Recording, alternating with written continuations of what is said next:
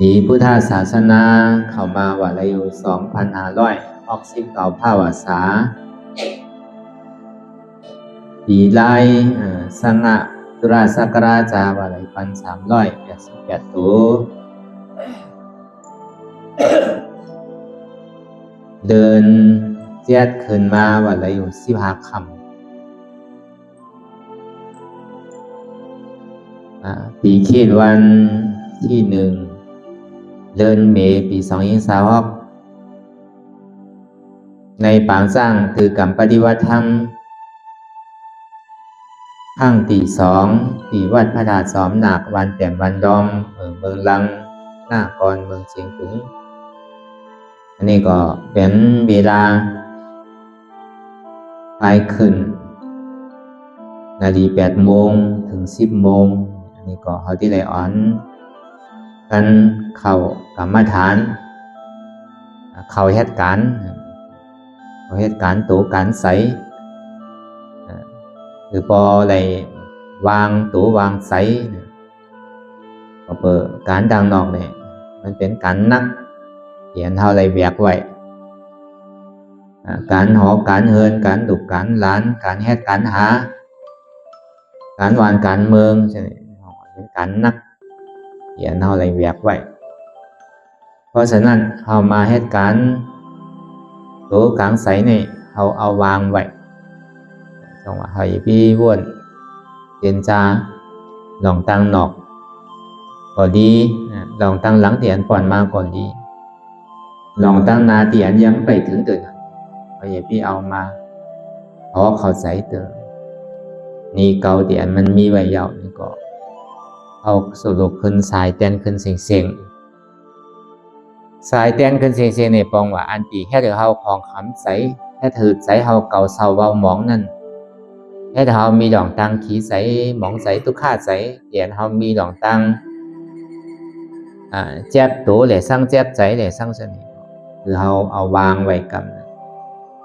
ก็เปิดของอันตีว่ามาดังเสียงนี่มันเป็นของเหมือนเฮาแหวกป่วยแหวกสะเหมือนเฮาแหวกไว้ในวาเฮานั่นเหมือนเฮาเตียงโคอันนักอันหนาเลยเตียงไว้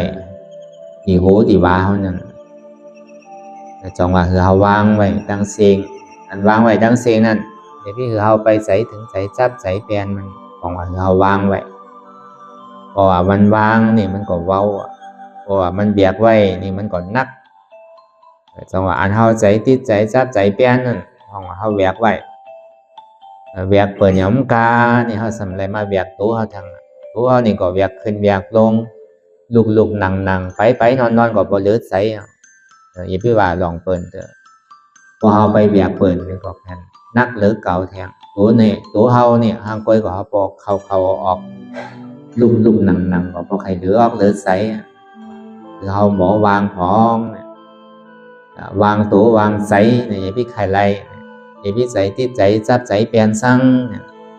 จังว่าเฮามาพึกวางวันหนึ่งเช้าก็เฮาก็ที่ไรวางไว้หากก็คือก็ถึงที่ไรพาดตัวเฮานี่กำลังสุดท้ายมานี่ก็ที่ไรเอา2ขึ้นปันถัดนำถัดดินถัดไฟถัดลมขึ้นมันอยู่กับเฮาเตะป้อนผีป้อนเหลือนป้อนวันมาต่อถึงเมื่อเลี้ยวนี่สั่งก็มันเหมือนเก่าไข่เท่าก็เท่ามาไข่เปลี่ยนก็เปลี่ยนมาไข่ตายก็ถึงที่ไรตายตั้งนาแต่หัวมันที่มีตายอันเดียวไงหรือเสียตายนี่มันมีสังทางก็คือมานี่ตั้งนานี่หรือเสียตายนี่มันเบียนไหนแถวก็เบอร์ตั้งหลังนั่นเท่าไรเกิดตั้งนาก็หัวถึงที่ไรตายถ้าว่ามันไข่ตายนี่ก็อย่าพี่เกิดนั่นเกิดที่มันตาย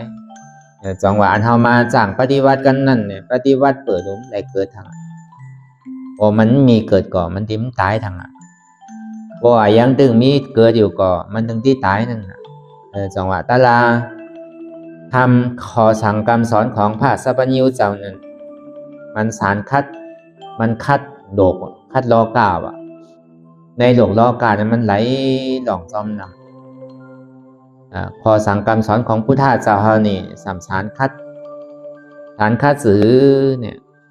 เพราะว่ามันมีเท่าเนี่ยอันนั้นเท่ามันจึงมีเพราะว่ามันมีเกิดเนี่ยอันเกิดก็มันมี พอมันมีเท่าอันเท่าถึงมีเพราะว่ามันมีเปลี่ยนมีเจ็บนี่ก็อันเปลี่ยนเจ็บเนี่ยมันถึงมีเพราะว่ามันมีตายนี่ก็อันตายเนี่ยมันถึงมีจังหวัดนอรองเจ้าอลองเขาเจ้าโพธิสัตว์เท่านั้นตรงที่ไปหาทำไปหาสัจจะเนี่ยทำนี่ปองว่าสัจจะอันมันมีติ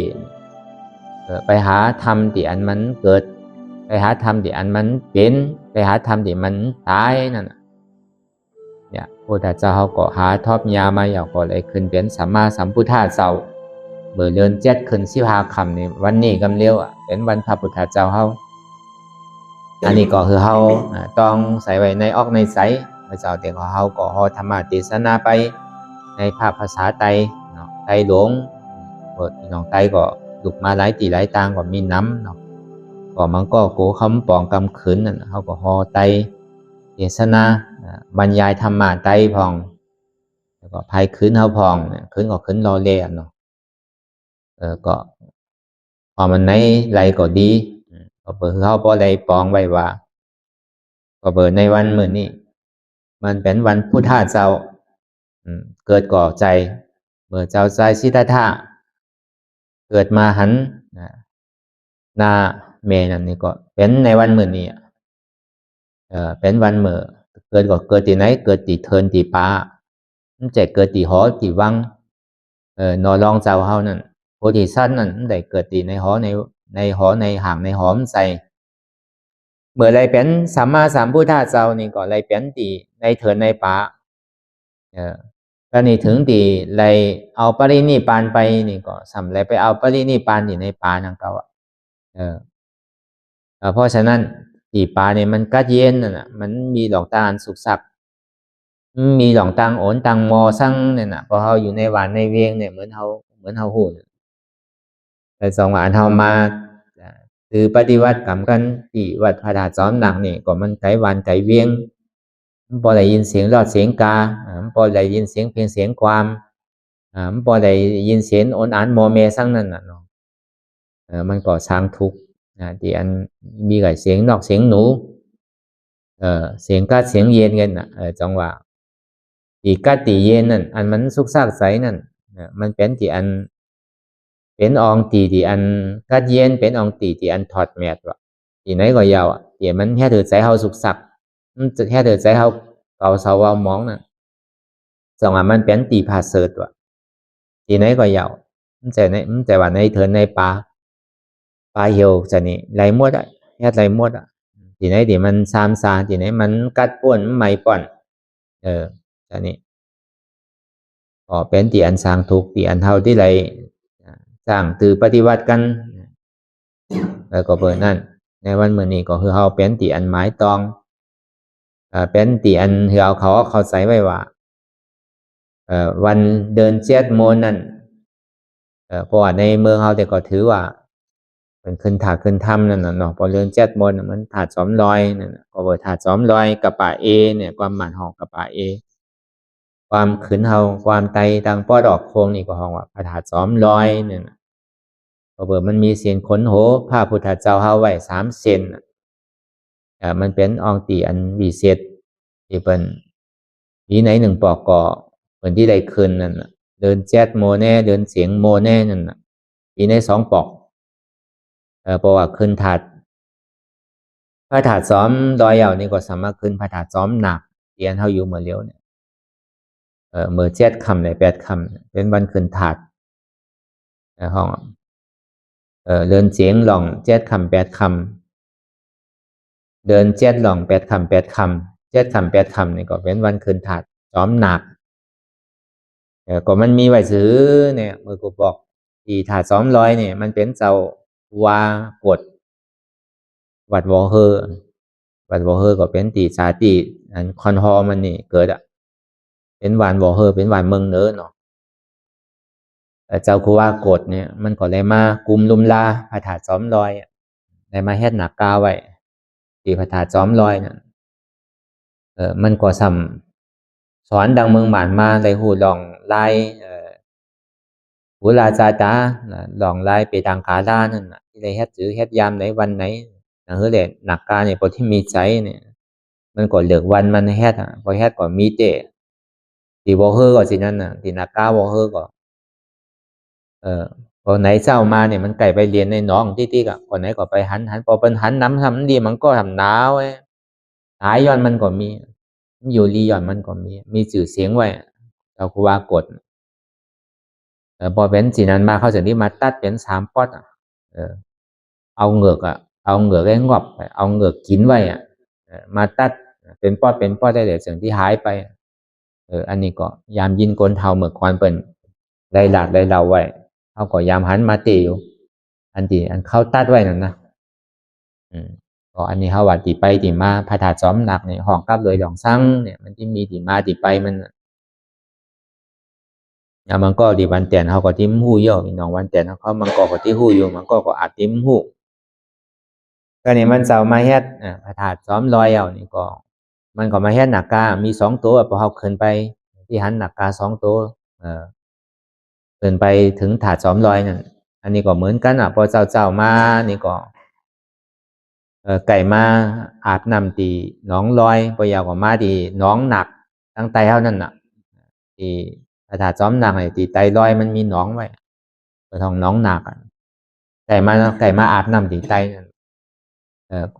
บางพวกอันตุภาอันที่เข้าไปดีถาดจอมลอยเข้าหันพอตื่นเช้ามาเนี่ยสำเป็นไผ่ไอ้ทั้งก็เป็นภาคโต๊ะใช่นี่เป็นไผ่ใช่นี่ที่จอมแก้จอมซังมีวันหนึ่งเจ้าปูนั้นหลักตัวจากที่หันเต้วะมันเป็นการเนี่ยมันหันซ้ำหันโยโย่เนี่ยพอหันเนี่ยสำใครใส่หนาวใส่มันอยู่ดีมันก็ตายย้อนมันพอแค่เป็นสิ่งนี้ที่เนี่ยมันเป็นถูกที่แค่ซื้อก็แค่รอดเนี่ยมันเจ้าจากนี้มาตัดออกเป็น3ป๊อดที่พระธาตุจอมลอยเนี่ยถึงตัดออกก็มันหันทางเอาอันนี้ตีไปตีมาพระธาตุจอมหนังมันว่าเลยลองตีอันเจ้าอันใดเฮ็ดห่างนากาตีพระธาตุจอมลอยเนี่ยแหละเลยมาอาบน้ำตีพระธาตุจอมหนังอันนี้ตีมาตีไปถาดจอมหนักอันว่าน่ะมันก็มีตีมาตีไปนังเก่าเนาะผมมีว่าลาลีห้องก็ห้ำใส่นังเก่าเพราะฉะนั้นก็เปิดตีปุ่นเป็นปีทีนี้เป็นน้องนี่แหละเข้าถึงที่วันมาใส่สื่อว่าถาดจอมหนักอันนี้ก็ตีไปตีมาลองเป็นลองไปลองมาในประวัติอ่อนในพระธาตุจอมหนังนี่ก็เพราะฉะนั้นนี่ก็อันเฮาอะไรมาคือปฏิวัติกรรมวิปัสสนากันนี่พอเปิดคุกใจไรใครใจถึงอันนี้ถึงพระสัพพัญญูเจ้าเป็นวันพระพุทธเจ้าเฮาไรเกิดก่อใจวันหนอเหมือนไปเป็นพระเจ้าในปัญหาเป็นโพธิสัตว์ว่ะเจ้าชายชิตธาเนี่ยเมื่อย้ำไปเป็นพระพุทธเจ้าเนี่ยเมื่อเขาเป็นโพธิสัตว์ความตายเขาหนออารองนั่นน่ะความผืนความปาลีที่เขาโพธิสัตว์ว่ะโพธิสัตว์นี่เป็นผู้อันสร้างแถมปารมีตาที่เป็นพระพุทธเจ้าตั้งหน้าเด็กพระเจกาพุทธาเจ้าตั้งหน้าเลยซังพระอรหันต์น่ะเลยซังเนี่ยเป็นโพธิสัตว์หมดเป็นโพธิสัตว์เจ้าทั้งเสียงเพราะฉะนั้นนี่แหละพอถึงเมื่อมันเจ้าอยู่เกิดในป่าในเถินวันเกิดมันเป็นวันเหมือนนี่วันเดิน7 ขึ้น 15 ค่ำเนี่ยเป็นวันเกิดของพระพุทธเจ้าเป็นวันเกิดของหนอรองโพธิเจ้าโพธิสัตว์เจ้าแต่นี่พอถึงมาอายุอาสาอะไรชาวเก่าเยาวนี่ก็ส่งที่ออกบวชก็เปิดหันช่างเนี่ยหันเทวตุตังหาตุตังสีเกิดเท่าเป็นตายนั่นเลยหันคนเท่าคนเป็นคนตายเอาเกิดสังเวกาตราอิมเบอร์มันไข่เกิดไข่เท่าไข่เป็นไข่ตายทางที่ไปหาตลาเตียนมันเท่าที่ไปหาตลาเตียนมันเกิดเท่าเป็นตายก่อนพอเมื่ออายุเจ้าไรเศร้าเก่านี่ก็ออกเถิน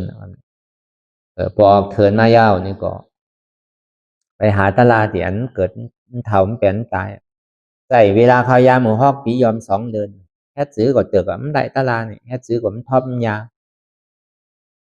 จำนี่ส่วนนี้มาขาดใจเจนจาตัวลีแหละอันเก้าแฮดมานี่มันใส่ลายมันเนี่ยมันพิษมันเปลืองเสียงเหมือนหนังใหม่ที่มันย้ำนำไว้แหละเป็นไม่ดิบเหมือนกันสำย้ำนำไว้มาโทรกันซื้อก็ตาที่ลูกเป็นภัยนี่ไม่มีรู้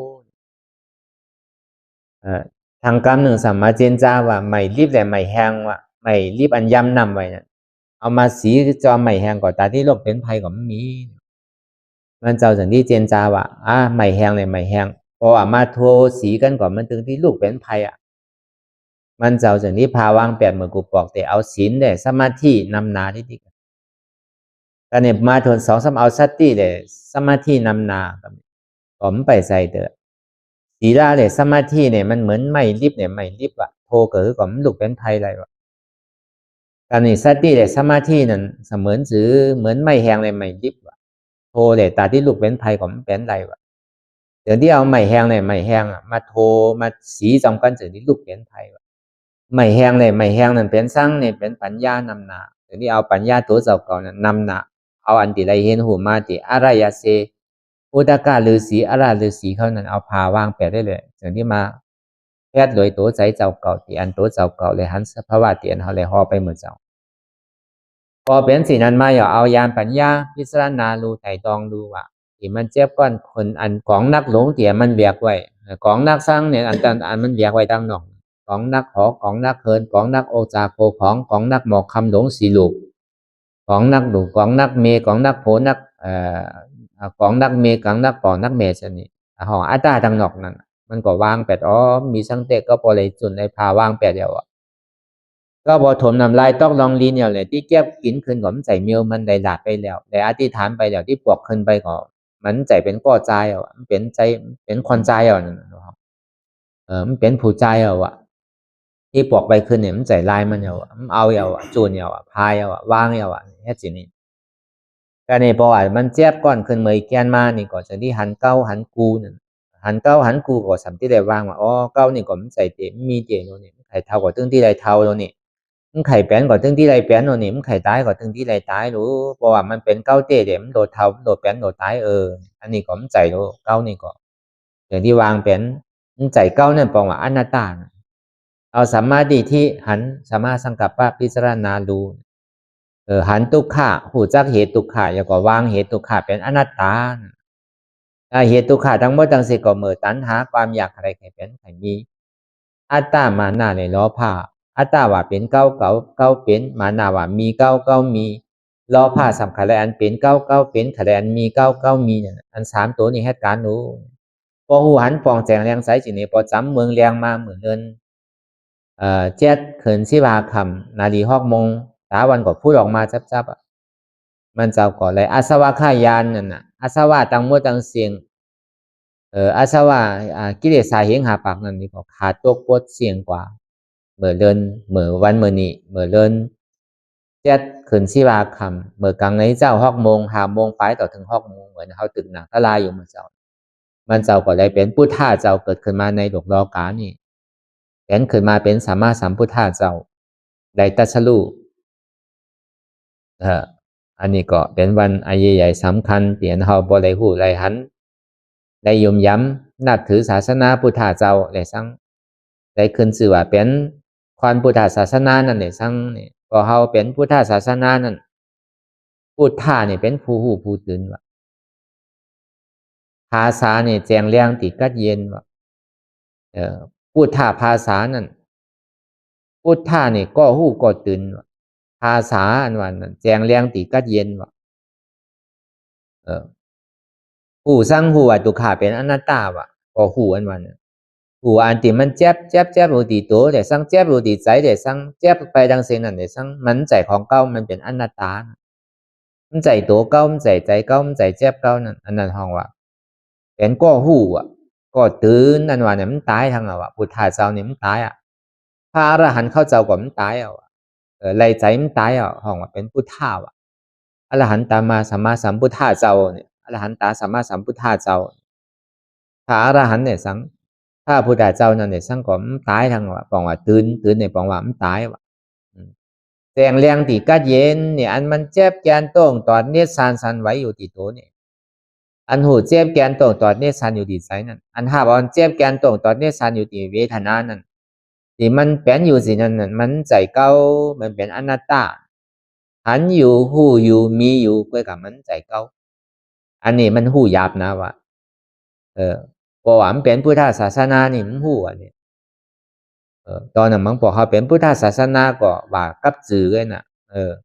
ว่าเลยลองมาพงตินว่าเลยลองเซียนหอเฮินว่าเลยลองพิงทุงว่าเลยลองหิดลองทุ่งเลยดูอันเตะอันแจกจางๆมันก็เขาก็ติ้มพอไหลหูมไปไหลยินไปไหลเฮ็ดพอเขามาจังคือปฏิวัตินั่นตีปองมันเป็นหืออันว่าเป็นเจ้าพุทธศาสนาวันนั้นก็เขาติ้มหูตีปองมันใจว่าขึ้นวัดขึ้นวานน้ำเลยว่าเป็นพุทธศาสนาก็มันใจว่ามีเจดีย์ถาดเป็นหมื่นเป็นแสนเนี่ยเป็นพุทธะก็มันใจมีเจ้าสังฆาอันโหหมื่นโหเฮงก็มันใจคนหนุ่งโคขาวโคเปิกเหล็กเขาวัดก็มันใจว่าศาสนาพุทธเจ้าในว่าเลยลองก่อหู้ก่อตื่นแจงแรงติกัดเย็นผู้ตุขาเป็นนั้นตาตื่นก็ปองว่ามันตายภาษานั่นปองว่าอันมันเจ็บแกนตรงตอนเนชานอยู่นั่นเตียมันเป็นยุคอันมันเป็นใจเจตสิกยุคทั้งหมดทั้งสิ้นเนี่ยมันเป็นอนัตตายุคห้องตัวเนี่ยห้องว่ายุคว่าใจอันว่าเนาะวิญญาณว่าเวทนานั่นน่ะห้องว่าอันเจ็บแกนตรงตอนเนชานเวทนาในยุควิญญาณเวทนานี่มันทั้งหมดทั้งสิ้นนี่มันเป็นอนัตตามันใจของเฮาเตพอสรุปทั้งหมดทั้งสิ้นนั่นก็ธรรมทั้งหมดทั้งสิ้นน่ะมันเป็นอนัตตาสัพเพธัมมาอนัตตาธรรมมันว่านี่มันใจติไกมันอยู่ที่ซ้ำเนี่ยเสียมันเจ็บมันเสียบมันไหมมันแกนอยู่ที่โตเนี่ยอันนี้ห้องมันเป็นธรรมพอหอมปองเขาว่าเป็นตัวเขาเป็นอะธรรมเพราะว่าปองว่าอ๋อมันใจตัวเขาเนี่ยเป็นธรรมเพราะว่าเขายังตึกว่าเป็นตัวเขาอยู่นี่เป็นอะธรรมอะธรรมอะธรรมมันใจเป็นธรรมมา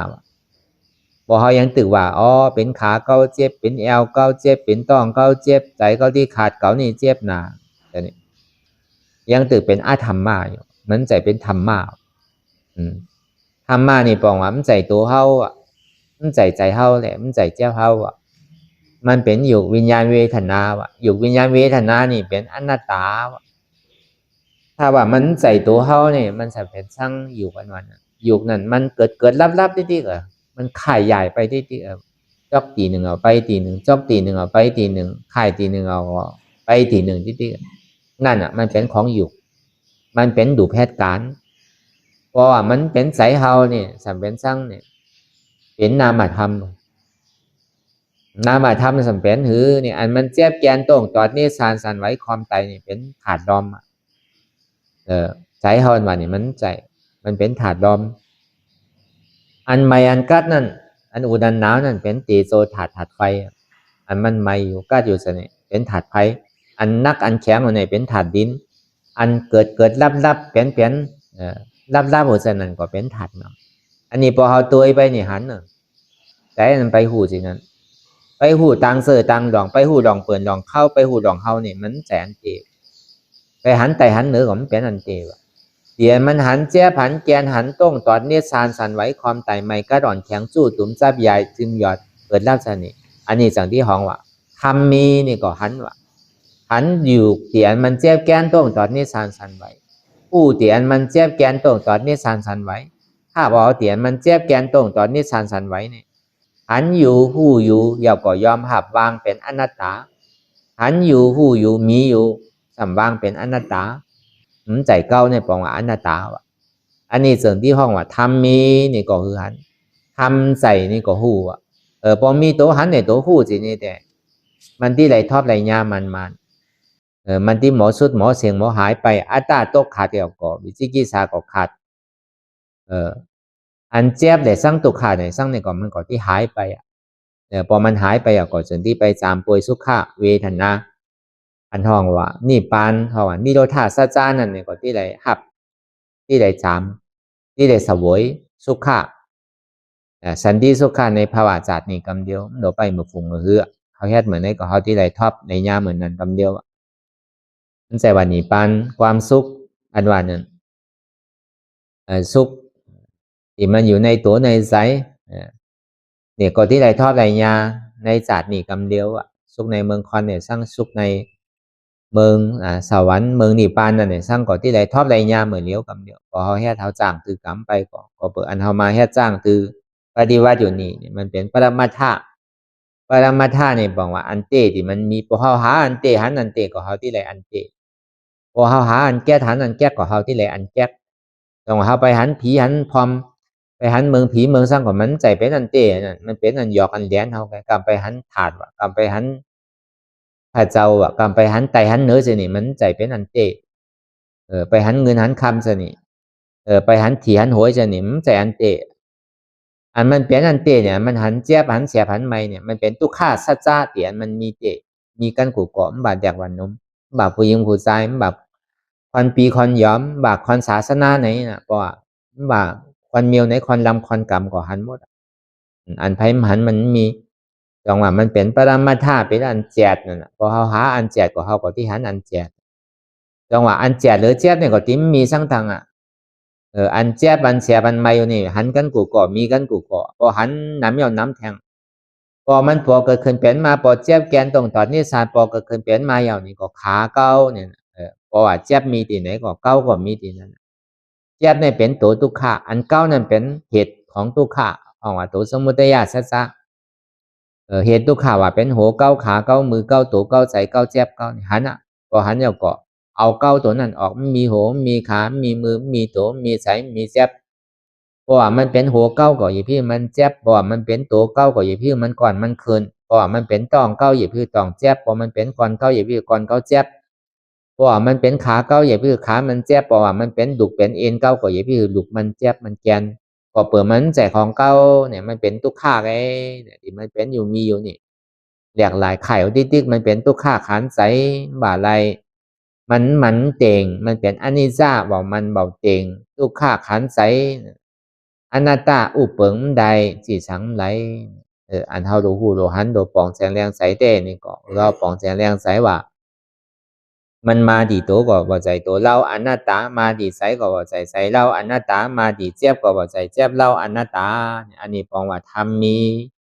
ก็หันทำใจนี่ก็หูอันมีคือหันอันใจก็คือหูหาอันเตหันอันเตไลอันเตอย่าก็ที่เป็นอันเตว่ะทำมีมหันทำใจมั่วเนี่ยปองว่ามีหัวเก้าขาเก้ามือเก้าตัวเก้าใจเก้าเจ็บเก้าอันนี้ปองอาธรรมมาทำมีแต่สัมหันสว่าหันเป็นของเก้าที่ติ๊กหันว่าเป็นขาเก้าตัวเก้าใจเก้าเจ็บเก้าที่ติ๊กถ้าว่ามันเป็นของเก้าเต้ก็มันอย่าพี่เจ็บอย่าพี่โกนอย่าพี่เขินอย่าพี่เทาอย่าพี่เปลี่ยนอย่าพี่ตายก็เปิดมันใจของเก้านั่นน่ะมันจะพี่เทาอย่าก็เปลี่ยนอย่าก็เจ็บไข่ไม่หนายก็ตายทั้งดีสุดมาก็ก็เปิดทั้งเนี่ยก็เปิดเฮาหู้จักมันก็เปิดเฮาหันว่าเป็นของเฮาติ๊กเพราะฉะนั้นสามารถที่ต่างหันอันหมานเมียนสามารถสังกาปะต่างพิจารณาหมานเมียนต่างหันจอบต่างพิจารณาจอบเนี่ยอันนี้สองตัวอันนี้เป็นข้ออันเหตุการณ์เฮาก็สำคัญตัวในตัวในใจที่มันเป็นอยู่มีอยู่หันอยู่หู้อยู่มีอยู่เพื่อกับมันใจเก้าหันอยู่หู้อยู่ยอมหับอย่าก็วางเป็นอนัตตามันจะว่าหันอยู่หู้อยู่สัมเป็นเก้าที่ติ๊กมันไหลหันอยู่หู้อยู่สัมหับก็สัมไหลเฮาโดนได้หับเนาะพอหับแล้วก็มันก็พอมันวางใดก็เป็นอนัตตาคำเดียวผมวางใดนี่ก็เป็นอัตตาที่ติ๊กเป็นอวิชชาที่ติ๊กอวิชชาปัจจยาสังขาราเนี่ยนะที่ไรเกิดเอาเท้าเอาเป็นเอาตายเอาก็ตายแทงที่ไรห้องไรไห้น้ำหูน้ำตาไหลน้ำเดือดเสียน้ำมหาสมุทรตารา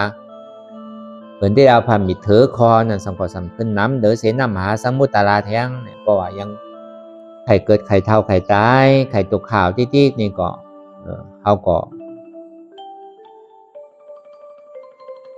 ที่ไรหันพี่ติ๊กก็ว่าไข่มันตุกขามไข่ตุกขาทางนี้ก็เขาก็ที่ไรเพิ่งตาที่วางคือไรอย่าพี่หันพิษอย่าพี่ปีศาจอย่าพี่วนพิษยัง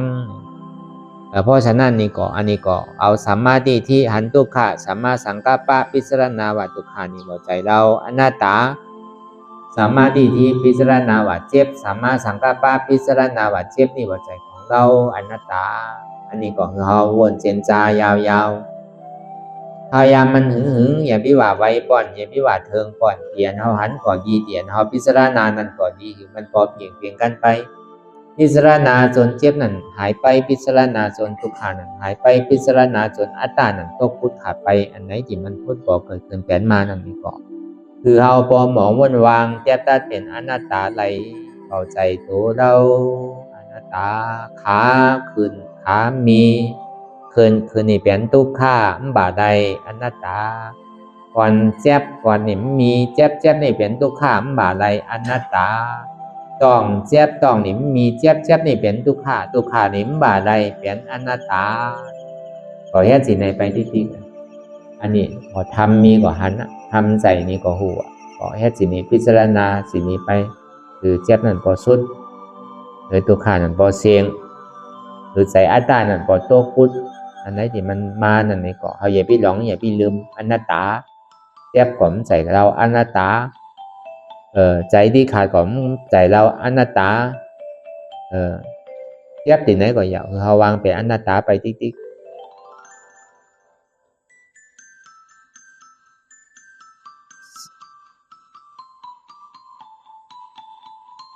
โยก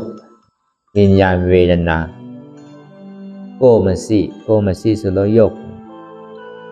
กทานมาโยกทานเราพีเป๊ะ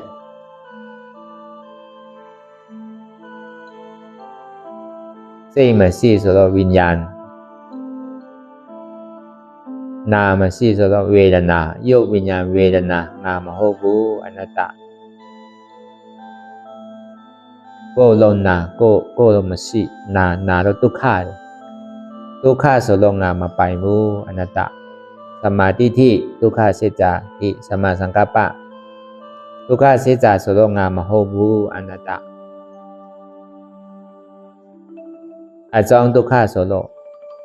อจองโลอโจโกโลนาคองโลนาไปโลนาพินโลนาสีคองโลนาเซโลนางาโลนาคองโลอโจอจองทุกขาไปโลอโจทุกขาอจองทุกขาสีคองโลอจองทุกขาเซโลอจองทุกขานาโสโลงาโสโลอจองทุกขาจินโสปูโสนาโสโลอโจทุกขาโกโลมาสีไปโลมาสีสีกองโลมาสีกินโลมาสีเซโลมาสีงาโสโลมาสีวูอนัตตารูปะขันธาอนัตตาโกมาสีโสโลรูปะขันธาอนัตตาเซมาสีโลวิญญาณนาขันธาอนัตตาเวทนานาขันธาอนัตตาสัญญานาขันธาอนัตตาสังขารนาขันธาอนัตตาสัพเพสังขาราอนิจจาสัพเพสังขาราทุกขาสัพเพสังขาราอนัตตาโกโลนาโกมสีเซโลนาเซโลมสีนาโลนางาโลมสีวูโกโลอจองทุกขะเซโลอจองทุกขะงาโสโลอจองทุกขะนาโสอโจทุกขะโกมสีโสโลนาโลมสีนามสีโสโลโกโลมาสีโบโกเปียวโสโลนาโลเปียวบีสมาธิที่โสโลที่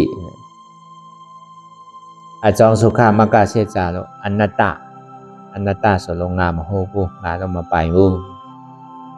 เซลาโลเซมาสีโกลาโลโกมาสีงาลาโสโลงาโลมาสีนาลาโสโลนาโลมาสีบู